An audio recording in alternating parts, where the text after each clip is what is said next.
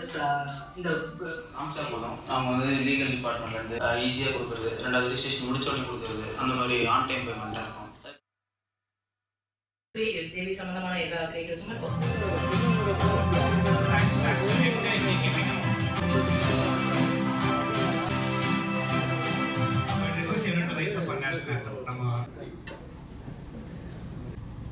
எல்லாமே வந்தாச்சா sir? Yes, thank you. So எல்லாமே